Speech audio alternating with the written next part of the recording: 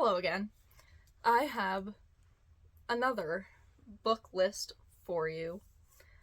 I really liked what I did last time with kind of reading the book synopsis and then talking about it, so I'm going to do that again. But this time, these are 5 of my favorite literary fiction reads. I absolutely love lit fics. I'm a very analytical person by nature. I was always the one in my honors English courses who was butting into discussions with far more put together and intelligent responses. I don't mean to be unhumble in saying that, but I genuinely enjoyed all of these reads back then, and everybody else was just kind of there for the grade. Now, some of these books were books that I read way back when that I still really enjoy, but if you like lit fics or you're wanting to get into lit fics, you want to kind of read something that's more easily analyzed, this could be a good list for you. Maybe you could start with some of these. Now, a couple of these I do not think are for beginners, but I will try to go in order of, like, easiest in terms of it is easy to read to kind of stuff that I think is not for the weak, I will say. Yeah. So, I have my first book up, ready to read the synopsis to you, so I'll just kind of jump right into it. This first book is a very popular and well-known book. It is a classic. It is just something so well-known that I put it at the very front of this list as one of the easiest to read. I'm not saying it is easy to analyze or, easy content. I'm just saying that this one is probably a good starting point. So, first I have The Catcher in the Rye by J.D. Salinger. I know that this book is a very hated book, but I absolutely adore this book, and I'll tell you why after I read this synopsis for you.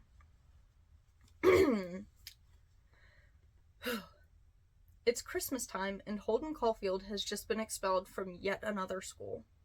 Fleeing the crooks at Pensy Prep, he pinballs around New York City seeking solace in fleeting encounters, shooting the bull with strangers in dive hotels, wandering alone around Central Park, getting beaten up by pimps and cut down by erstwhile girlfriends.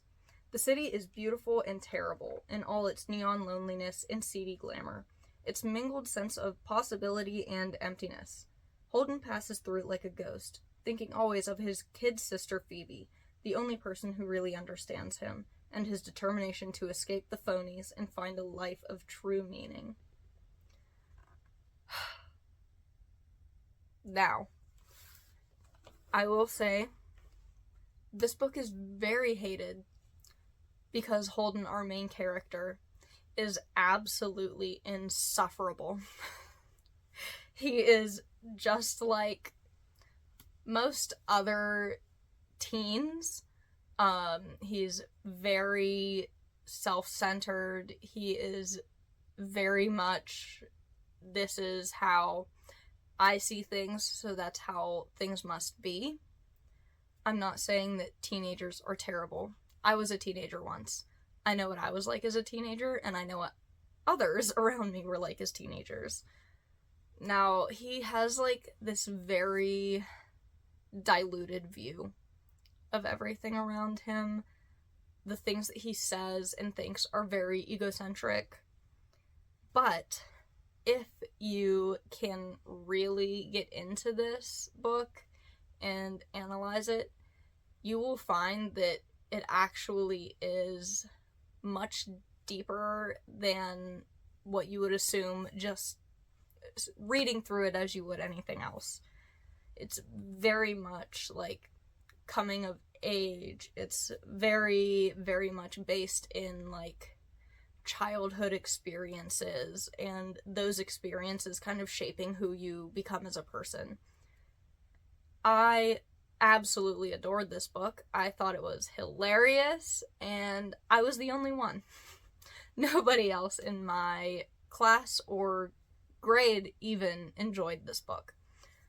I was usually the one that was excited about the discussions of this book. I had a lot of things to talk about. I had a lot of questions, and most of the time it kind of felt like I was alone in that, but that's fine. I was happy to be the only one very excited about it, and I am still very excited about it. So this is probably your safest start to lit fic, in my opinion, and on this list. The next one I read even younger. This next one I read in probably 7th grade, so I was like 12, 13 at the time. This book was heartbreaking then, and it's heartbreaking now. And there's a reason that it's second on this list instead of first. We'll talk about that in a minute.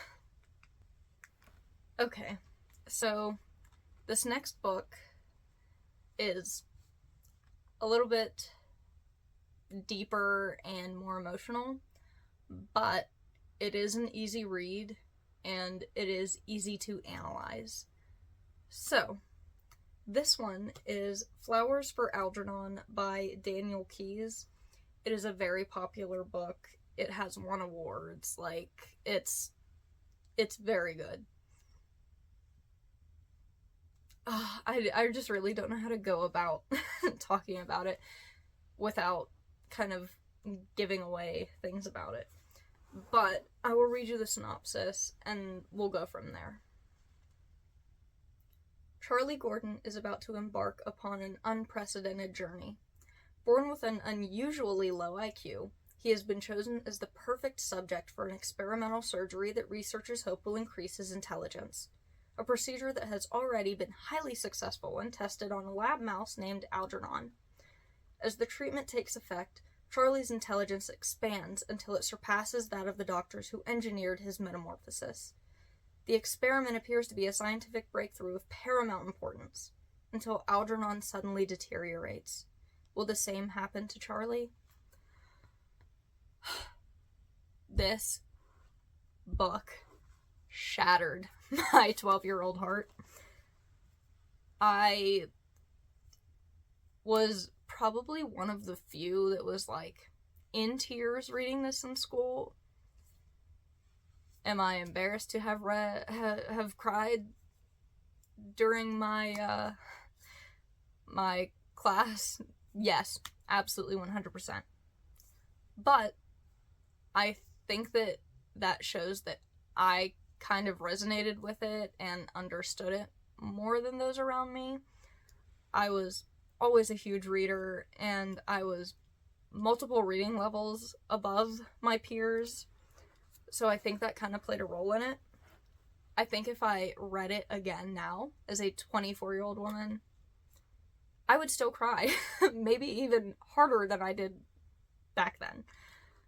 But this book is easy to read for, pretty much anybody. I read it at 12. It was part of our curriculum.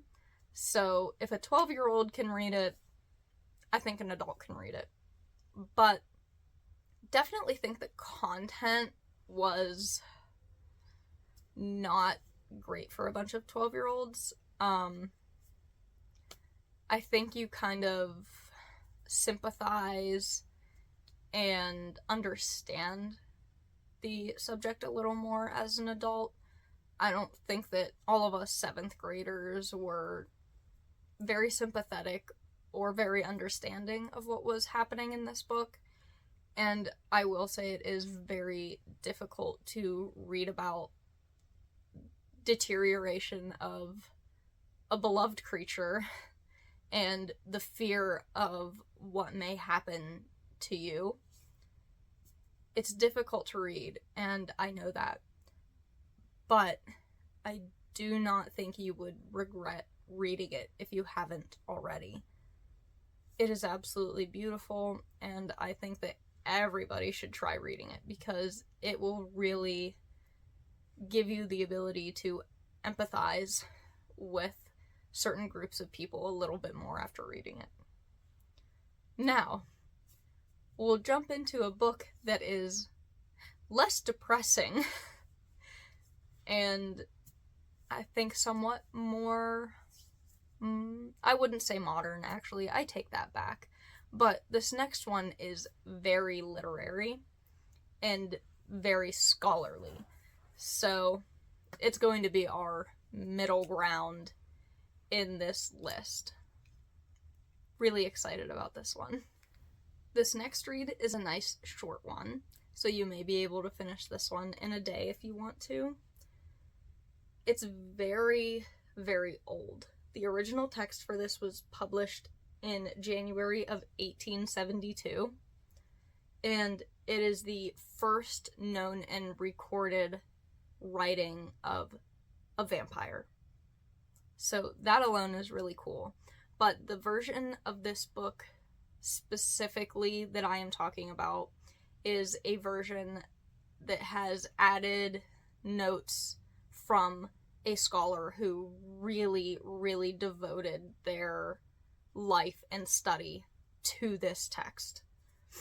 Now, this book is very popular right now, and it is none other than Carmilla.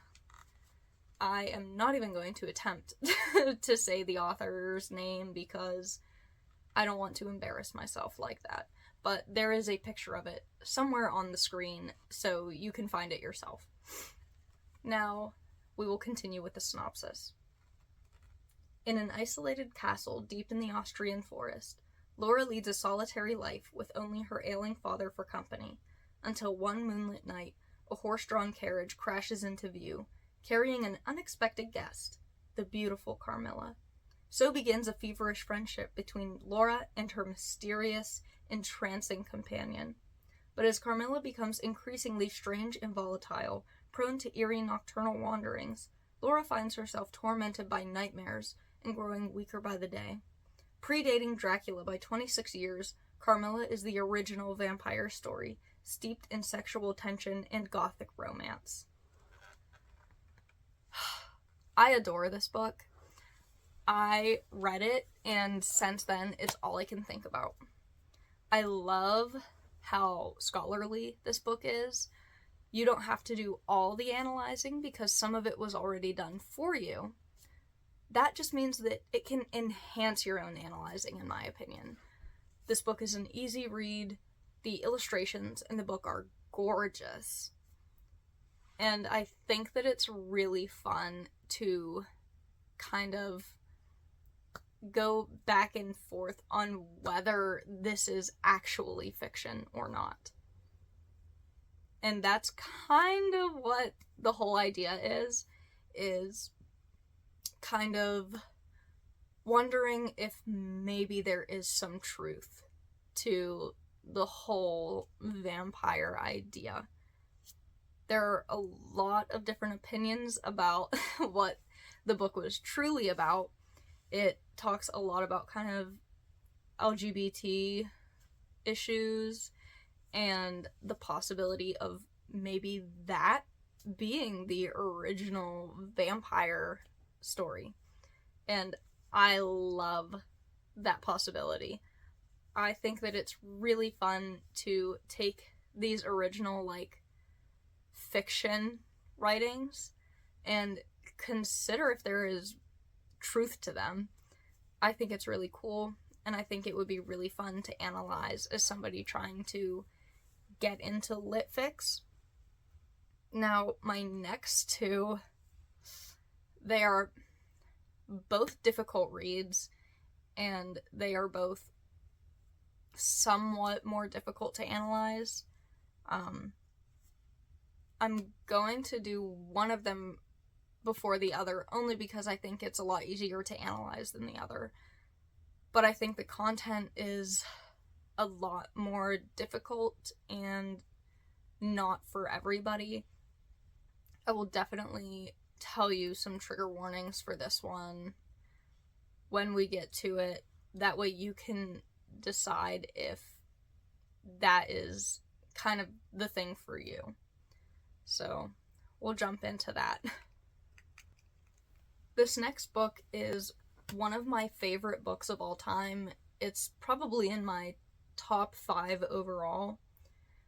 This is not a book for the weak of heart, and it is extremely difficult to get through. Not a lot of people like this book. Funny enough, it has a 4.31 out of 5 stars on Goodreads. But a majority of the people, if you ask them about it, they will say it was amazing and one of the best books they've ever read, but they would never recommend it to anybody. I'm kind of the opposite. It's one of the best books I've ever read in my entire life and one of my favorite books ever. And I definitely recommend it. And I recommend it because it is difficult to read. It is very real, and it does not sugarcoat or romanticize anything. That being, I think that it's very important to talk about trigger warnings when talking about this book. So some of the more difficult things to get through, abuse, like spousal abuse, domestic violence, there's child abuse in amongst sexual abuse of a child and also an adult. A lot of childhood trauma. There is a lot of self-harm and depression. There is a lot of very terrible things. But I promise that this book is one of the best mental health books I've ever read in my life. It does such an amazing job at not romanticizing mental health and showing that sometimes loving somebody is not going to fix them. So if you can't tell already, this book is A Little Life. One of my... Oops, sorry. I'll have to call my boyfriend back after I talk about this. This is one of my all-time favorite books. It is a very large book. It is 720 pages. Don't let that intimidate you. I'll read you the synopsis and then we'll talk about it a little more. When 4 classmates from a small Massachusetts college move to New York to make their way, they're broke, adrift, and buoyed only by their friendship and ambition. There is kind, handsome Willem, an aspiring actor. JB, a quick-witted, sometimes cruel, Brooklyn-born painter seeking entry to the art world. Malcolm, a frustrated architect at a prominent firm, and withdrawn, brilliant, enigmatic Jude, who serves as their center of gravity. Over the decades, their relationships deepen and darken, tinged by addiction, success, and pride. Yet their greatest challenge, each comes to realize, is Jude himself. By midlife, a terrifyingly talented litigator, yet an increasingly broken man, his mind and body scarred by an unspeakable childhood, and haunted by what he fears is a degree of trauma that he'll not only be unable to overcome, but that will define his life forever. This book is not for the weak of heart, but it is a very beautiful read, and it is easier to analyze. I don't want to talk a whole lot about this book because I could literally go on for hours about it, and I kind of want the writing to speak for itself on this one. It is absolutely beautiful. Even though it is very difficult, I recommend you give it a chance because it is life-changing. That's all I'm gonna say. We're gonna jump into my last one that is difficult to read and also a little difficult to analyze. So we'll talk about our last one and then we'll sign off. This next book is one that I absolutely adore, but was one of the most hated of my peers in high school. This is definitely, I would consider it an honors English book. But as adults, we don't really have that. This is very biblical, very raw, and I definitely think it can be a difficult read, and it's a little bit tougher to analyze. And I'll talk about why after we read the synopsis. This book is East of Eden by John Steinbeck, published in 1952. It is still probably one of the greatest literary fiction writings of all time. Now for the synopsis. In his journal, Nobel Prize winner John Steinbeck called East of Eden the first book, and indeed it has the primordial power and simplicity of myth. Set in the rich farmland of California's Salinas Valley? Ooh. This sprawling and often brutal novel follows the intertwined destinies of two families, the Trasks and the Hamiltons, whose generations helplessly reenact the fall of Adam and Eve and the poisonous rivalry of Cain and Abel. Adam Trask came to California from the east to farm and raise his family on the new rich land, but the birth of his twins, Cal and Aaron, brings his wife to the brink of madness, and Adam is left alone to raise his boys to manhood. One boy thrives, nurtured by the love of all those around him. The other grows up in loneliness, enveloped by a mysterious darkness. First published in 1952, East of Eden is the work in which Steinbeck created his most mesmerizing characters and explored his most enduring themes: the mystery of identity, the inexplicability of love, and the murderous consequences of love's absence. A masterpiece of Steinbeck's later years, East of Eden is a powerful and vastly ambitious novel that is at once a family saga and a modern retelling of the Book of Genesis.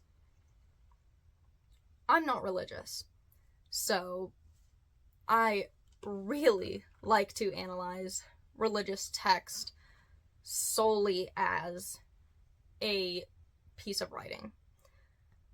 This book is one of the best biblically inspired books I've ever read in my life. Cain and Abel is one of my favorite Bible stories, and this book does it so well with like a cycle of history repeating. It's not an easy read. The language is a little bit more difficult. The length is a little bit much. It's 601 pages, so not insanely long, but still a hefty read. I definitely recommend it if you're really trying to push yourself and trying to get into more difficult text and analyzing more difficult text. One of my favorite books of all time. This is also in my top 5 books of all time. I don't want to say too much because once again, I can talk about it for hours and ruin the entire book for you. But seeing parallels and seeing the repeating of history, seeing what is thought to be like inherent evil in a certain person and inherited evil is like, it's beautiful. John Steinbeck in general has a lot of amazing books and stories. This one though is my all-time favorite. But there is your list of my 5 favorite literary fiction reads, some of my favorite literary fiction reads. I have so many others, but these 5 I think are kind of the more well-known and ones that I think are good for like different levels of analyzing literary fiction. That's pretty much all for this one. I know that this is a little bit more of a discussion than what I'm normally posting, but I really enjoy doing this kind of content, so if you enjoy it and if you think I should do it more often, please let me know, because I will find any way I can to talk about stuff like this. But that is all for today. Happy reading, and I will see you next time. Bye!